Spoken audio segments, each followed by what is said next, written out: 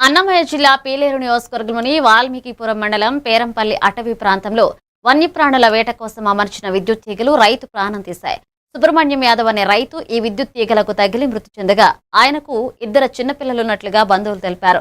బాధిత కుటుంబాన్ని ప్రభుత్వం వెంటనే ఆదుకోవాలని వారు డిమాండ్ చేశారు.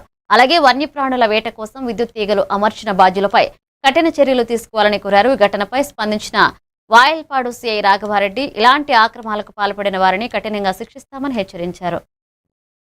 కరెంటా ఇదేమో ఎవరిని కొట్టినారంటే కరెంటు అని మాకు తేలింది.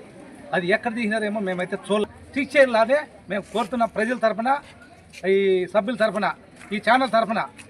కాబట్టి ఈ చర్యలు అనేటివి మానల్లా.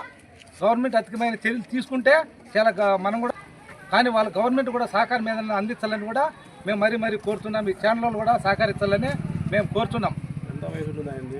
ఆయన వచ్చి 40 సంవత్సరాలు. 40 మేము ఇచ్చినాం. మాకు అక్కడైతే సంఘటన అయితే ఏం తెలియదండి. 7:30 సమయంలో మాకు ఏరే వాళ్ళు ఇన్ఫర్మేషన్ ఇచ్చినారు.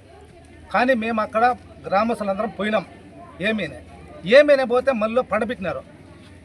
అంటే వీళ్ళు ఏమైనా కొట్టి పండబెట్టినారా లేదు, ఏమి పట్టుకున్నాడు ఇక్కడ ప్రాణం పోయేటప్పుడు మట్టి పట్టుకొని ఇట్లా పట్టుకొని అట్లే ఇట్లా చక్కగా పండబెట్టినారు. ఆ మట్టిని చూసి మేము ఇక్కడ కాదు